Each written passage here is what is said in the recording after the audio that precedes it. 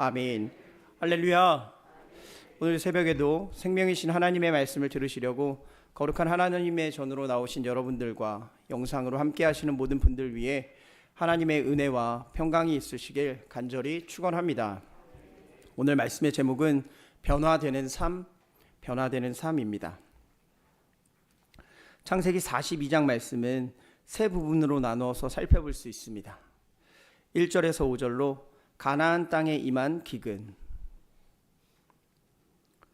6절에서 25절로 형들에 대한 요셉의 시험, 26절에서 38절로 요셉 형들의 가나안 귀환과 보고로 기록이 되어 있습니다. 우리는 지난 시간 창세기 41장 말씀을 살펴보았습니다. 창세기 41장 말씀에는 요셉의 인생에 터닝포인트가 되는 장면이 담겨져 있었습니다. 41장의 시작은 아직 옥에 갇혀 있던 요셉의 모습이 보였습니다. 그 순간 애굽의 왕 바로가 꿈을 꾸었고 두 가지의 꿈을 꾸며 그것으로 인해 번민이 심해져 있던 애굽 왕의 모습 또한 나타나고 있는 것을 살펴볼 수 있었습니다. 그 나라의 지혜자, 점술가들을 불러 꿈을 해석하게 하였지만 그 꿈을 해석하지 못하는 모습을 보여줍니다. 그때 술 맡은 관원장이 자신의 꿈을 해석하였던 요셉이라는 사람을 생각해내었습니다. 하나님의 역사가 시작되고 있다는 것이었습니다. 하나님은 요셉을 사용하실 방법을 이 꿈을 통해서 시작하셨다라고 말씀드렸습니다. 애굽의 바로 왕은 요셉을 불러 꿈을 말하게 되었고 요셉은 그 꿈을 해석하기 시작했었습니다. 그런데 꿈을 해석하시는 분이 하나님이시다라고 요셉은 고백을 하였습니다. 그리고 나서 만물의 주권자인 하나님이시라는 것을 바로 왕에게 알리게 되었고 요셉은 정확히 꿈을 해석해내며 그 꿈대로 애굽 땅에 7년의 풍년과 7년의 흉년이 들게 되었습니다. 다행히도 요셉은 그 흉년을 이겨나가는 방법 또한 마련해 주었기에 애굽 땅은 수월하게 흉년을 이기고 나아갈 수 있는 모습을 보여줍니다. 그리고 요셉은 애굽의 바로 왕에 의해 총리로 그 땅을 치리하는 아주 중요한 역할을 감당하는 사람이 되는 내용을 담고 있던 것이 창세기 41장 어제의 말씀이었습니다. 그러면서 오늘 창세기 42장의 말씀이 시작됩니다. 가나안 땅, 야곱이 살고 있었던, 요셉의 형들이 살고 있었던 가나안 땅에도 기근이 심하게 들어서 야곱이라는 사람이 10명의 아들들을 애굽으로 보내서 곡식을 사오게 하였다라는 말씀으로 시작을 합니다. 하지만 막내 베냐민은 재난이 미칠까 염려해 보내지 않는 야곱의 모습을 살펴볼 수 있습니다. 요셉은 총리로서 곡식을 팔다가 이 애굽으로 곡물을 구하러 온 형들을 만나게 되었습니다. 요셉은 형들을 알아보았지만 형들은 요셉을 알아보지 못하였다라고 성경은 기록합니다. 요셉은 전에 꾸었던 꿈을 생각하면서 이 형들을 시험하기 시작했습니다. 형들은 정탐꾼이 아님을 증명하고자 자신들이 한 아버지의 아들들로 가나안에서 왔었으며 동생이 나에게도 한 명이 있습니다 라는 것을 털어놓게 됩니다. 요셉은 그들을 3일간 가둔 후에 한 사람만 옥에 갇혀 있고 가서 막내 아우를 데려오라고 하였습니다.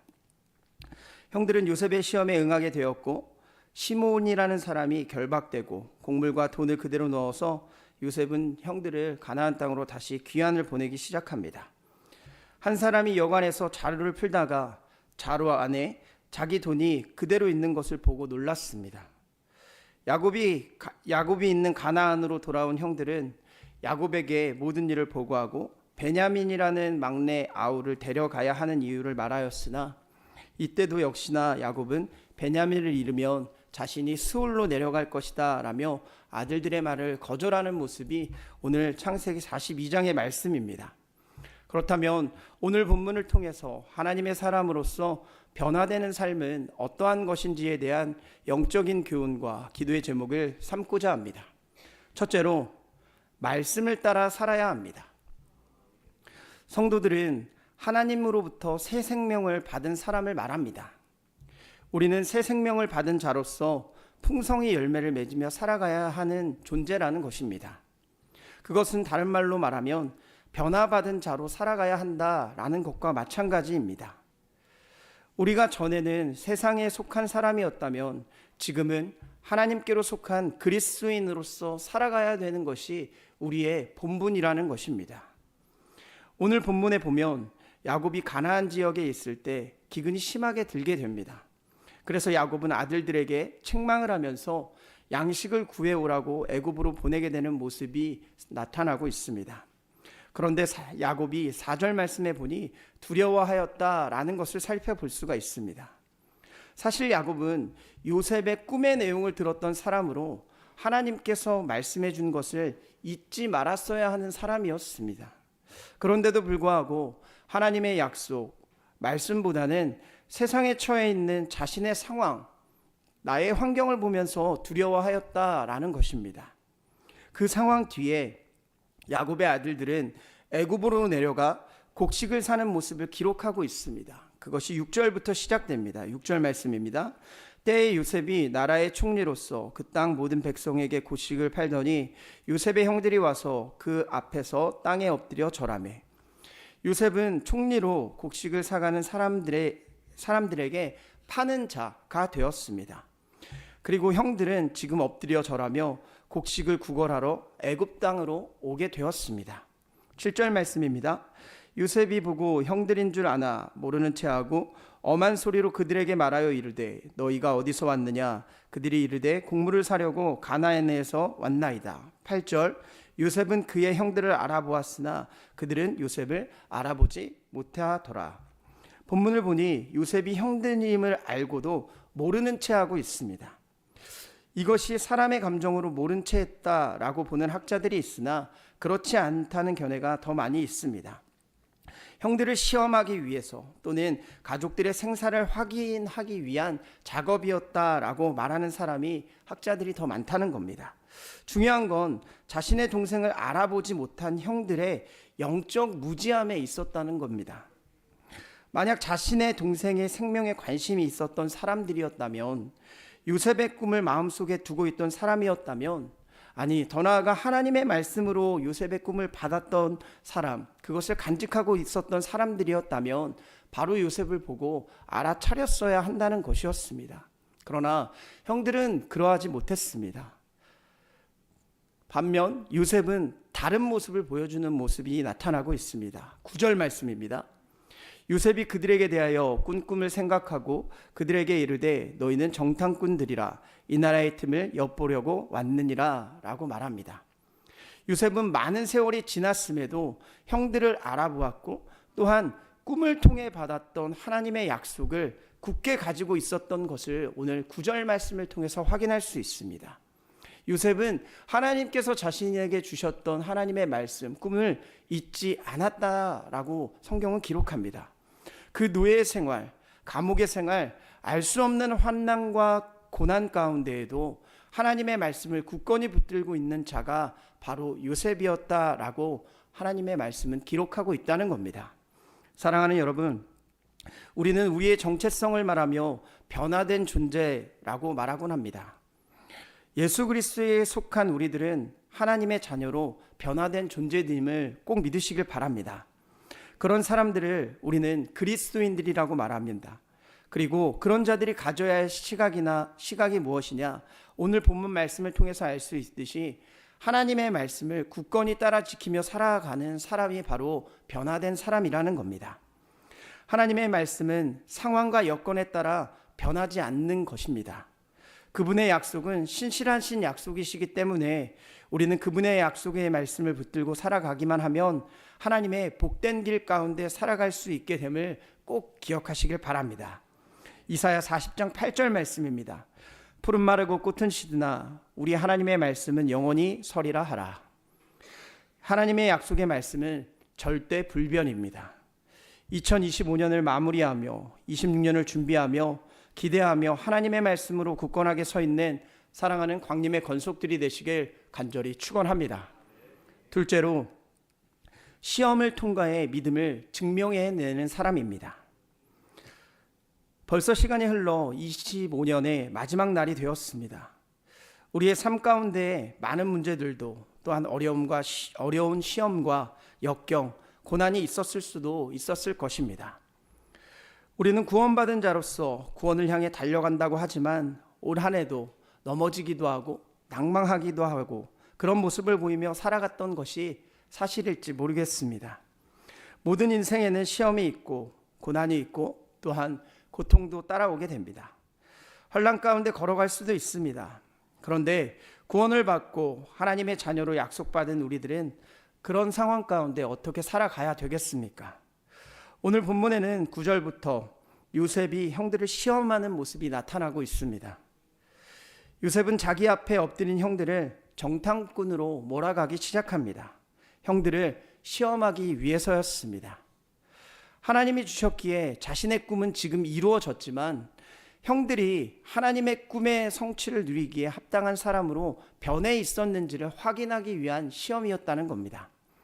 형들은 두려워 떨며 정탐꾼이 아니라 부인하였고 자신들은 가나안 땅에 사는 한 사람의 아들들이고 막내는 아버지와 함께 있으며 그 중에 한 명은 없어졌다라고 이 요셉에게 설명을 합니다. 그러나 요셉은 의심을 그치지 아니하고 이 형들을 계속해서 시험합니다. 요셉은 형들에게 그들이 진실한 것인지를 확인하고 증명하기 위해서 막내 아우 베냐민을 데려오라 라고 말합니다. 그 대신 한 명은 인질로 잡혀야 한다는 것이 요셉의 방침이었습니다. 요셉과 형들의 상황이 아주 많이 뒤바뀐 것 같습니다. 아니, 하나님의 말씀대로 꿈에서 보여준 대로 지금 형들은 이 요셉에게 절을 하고 있는 모습을 보여주고 있었습니다. 그리고 형들은 요셉에 의해 시험까지 받게 되는 모습을 보입니다. 우리가 인생을 살아갈 때 이러한 시험이 올 때가 있습니다. 고난이 올 때도 있고 환난이 올 때도 있습니다. 하나님께서 변화된 하나님의 자녀로서의 시험을 할 때가 우리에게도 주어질지 모른다는 겁니다. 이것을 가장 잘 보여주는 것이 바로 아브라함이라는 사람이었습니다. 하나님께서 아브라함의 믿음을 시험하시고 증명하시기 위해 독자 이삭을 하나님께 번제로 바치라는 창세기 22장의 시험의 말씀이었습니다. 아브라함은 그 시험을 완벽하게 통과를 했습니다. 왜냐하면 하나님께서 자신에게 역사하셨던 놀라운 사건을 경험한 사람이었기 때문이었습니다. 아브라함은 그렇게 시험을 통과하고 내가 비로소 하나님을 경외하는 줄 알았다라는 축복의 말씀을 들었습니다. 믿음이 조상에 되는 시험이었습니다. 지금 이 형들에게도 마찬가지로 시험이 찾아왔습니다. 바로 정직함, 자신을 증명하는 시험이었습니다. 우리가 살아가는 세상 이와 마찬가지일 수 있습니다. 하나님께서 우리가 변화되었는지, 과연 하나님의 자녀로서 살아갈 수 있는 역할을 하며 살아가는 존재인지를 시험하실 수도 있다는 겁니다. 사랑하는 여러분, 우리는 그럴 때 오늘의 본문을 꼭 기억해야 될 것입니다. 말씀을 붙들고 하나님의 구원의 경륜에 참여하는 자가 되는 변화된 사람이라면 믿음을 증명해내는 사람들이 되어야 될 것입니다. 우리의 삶 가운데도 믿음의 시련이 올 수 있겠지만 성령의 역사로 구원을 경험한 우리들은 변화된 모습으로 믿음을 신실하게 지키는 모습을 보여야 할 것입니다. 우리 삶 가운데 2025년 나를 낭망하게 한 것이 있다면 믿음으로 승리를 가져올 수 있는 2026년의 삶을 살아가는 사랑하는 광림의 권속들이 되시길 간절히 축원합니다. 믿음으로 변화된 모습으로 살아가실 줄 분명하게 믿습니다. 끝으로 죄에 민감하고 하나님을 경외하는 사람입니다. 죄에 민감하고 하나님을 경외하는 사람입니다. 요셉이 그런 시험을 주고 난 뒤 형들의 모습이 달라진 것을 우리는 오늘 본문을 통해서 확인할 수가 있습니다. 21절 말씀입니다. 그들이 서로 말하되 우리의 아우의 일로 말미암아 범죄하였도다. 그가 우리에게 애걸할 때 그 마음의 괴로움을 보고도 듣지 아니하였으므로 이 괴로움이 우리에게 임하도다. 22절 르우벤이 그들에게 대답하여 이르되 내가 너희에게 그 아이에 대하여 죄를 짓지 말라고 하지 아니하였더냐. 그래도 너희가 듣지 아니하였느니라. 그러므로 그의 핏값을 치르게 되었도다. 형들은 아주 어려운 시험 가운데 이제 자신의 죄들을 깨닫게 되었습니다. 애굽 총리 요셉의 호통 앞에서 요셉에게 지었던 죄에 대한 대가임을 깨닫게 되었다라고 성경은 기록을 하고 있다는 겁니다. 사실 이렇게 죄 앞에 서는 것 결코 쉬운 일이 아닙니다. 마음이 강팍한 사람이라면 이런 상황이 된다 하여도 죄를 깨닫기는커녕 다른 사람을 탓할지 모르겠습니다. 그런데 오늘 본문 형들은 아주 완벽하게 달라진 모습을 보여주고 있습니다. 하나님의 구원의 섭리 가운데 형들이 변화되는 삶을 살아가고 있는 것을 볼 수가 있다는 겁니다. 시기와 질투에 눈이 멀어 요셉을 아주 어려운 상황 가운데 만드는 죄를 저지를 때 알지 못했던 것을 이제는 그것이 죄였다는 민감함을 가지고 알아게 되는 모습을 오늘 본문을 통해서 보여주고 있다는 겁니다. 요셉은 이 모습을 보고 눈물을 흘렸습니다. 하지만 아직 형들에게 죄를 뉘우치게 할 시간을 더 주고 있다는 것을 우리는 확인할 수 있습니다. 계획대로 계속해서 요셉은 시험을 강행하게 됩니다. 시므온은 결박하였고 곡물을 채우고 각 사람의 자루에 돈을 넣어서 그들이 갈 수 있게 만들어 주었습니다. 그런데 한 형제가 여관에서 짐을 풀어보았을 때 돈이 들어있는 것을 확인하게 되었고 28절 말씀에 이렇게 고백을 합니다. 그가 그 형제에게 말하되 내 돈을 도로 넣었도다. 보라 자루 속에 있도다. 이에 그들이 혼이 나서 떨며 서로를 돌아보며 말하되 하나님이 어찌하여 이런 일을 우리에게 행하셨는가 하고, 이들의 시험은 하나님을 찾게 만드는 시험이었다라는 것입니다. 전에는 형들이 이런 고백을 한 적이 단 한 번도 없었습니다. 나의 조상이 믿었던 아버지가 믿는 하나님이었다면 이제 자신의 입으로 하나님의 살아계심을 고백하는 말들을 계속해서 죄를 뉘우치며 쏟아붓고 있다는 겁니다. 바로 이것이 경외함입니다. 하나님이 누구인지, 변화하는 삶을 살아가는 인간이 가져야 할 하나님의 태도에 대한 것을 바로 가지게 되었다는 겁니다. 성경은 그것을 오늘 본문 형들과 요셉을 통해서 보여주고 있습니다. 사랑하는 여러분, 우리도 죄를 사함받은 하나님의 자녀들입니다. 그런데 하나님이 원하시는 것은 우리가 하나님의 자녀된 이후 어떻게 살아가는지에 대한 관심이 많으신 분이 바로 하나님이십니다. 우리는 하나님의 자녀로 열매 맺는 삶을 살아가야 됨을 꼭 기억하시길 바랍니다. 그러하기 위해 죄에 대해 민감함을 가지고 살아가야 할 것입니다. 25년 우리가 생각하지 못한 죄가 있다면 하나님께 고백하시는 여러분이 되시며 26년에는 더욱 죄를 경계하며 하나님의 복받은 자녀로 하나님을 경외하며 인정하며 그분을 높이며 살아가시길 바랍니다. 하나님은 그런 자에게 하나님의 자녀로서 귀한 축복을 허락하여 주실 것을 분명하게 믿습니다. 기도하겠습니다. 사랑과 은혜가 풍성하신 하나님 아버지, 오늘도 하나님의 거룩한 제단으로 올라와 생명이신 하나님의 말씀을 듣게 하여 주심에 감사와 영광을 올려드립니다. 또한 말씀을 통해 영적 깨달음의 주심도 감사를 드립니다. 오늘 창세기 42장 말씀 살펴보면서 변화된 삶이 어떤 삶인지를 살펴보았습니다. 우리 26년을 바라보며 나아가며 25년에 지었던 죄들은 모두 회개하고 하나님께 경외함으로 나아갈 수 있는 우리들 되게 하여 주시며, 그것을 기준으로 하나님의 말씀을 붙들며 살아갈 수 있는 우리들이 될 수 있도록 인도하여 주시옵소서. 우리들 가운데 어려운 시험 또한 고난, 환난이 다가온다 하여도 상황을 바라보는 것이 아니라 시험을 통과해 믿음을 하나님께 증명해낼 수 있는 우리들 되게 하여 주시며, 죄에 민감하게 살아가고 하나님만을 경외하고 그분만을 높이며 살아갈 수 있는 귀한 믿음의 자녀들 될 수 있도록 인도하여 주시옵소서. 오늘 주님께서 베풀어 주신 은혜와 사랑을 기억하며 마음과 정성을 다해 예물을 드린 손길들이 있습니다. 간절한 마음의 소원을 담아드린 감사음금 11조 1000번째로 주님 앞에 예물을 올려드리오니 우리 기도에 응답하여 주시옵고 하늘의 신령한 복과 땅의 기름진 복으로 충만하게 채워 주시옵소서. 또한 몸과 마음과 영혼이 아픈 환우들이 있습니다. 성령님께서 아픈 부위에 친히 안수하여 주시사 치유의 능력이 나타나 깨끗하게 회복시켜 주시옵소서. 그렇게 하실 줄 믿고 감사드리며 사랑이 많으신 예수 그리스도의 이름으로 기도드리옵나이다. 아멘. 이 시간 함께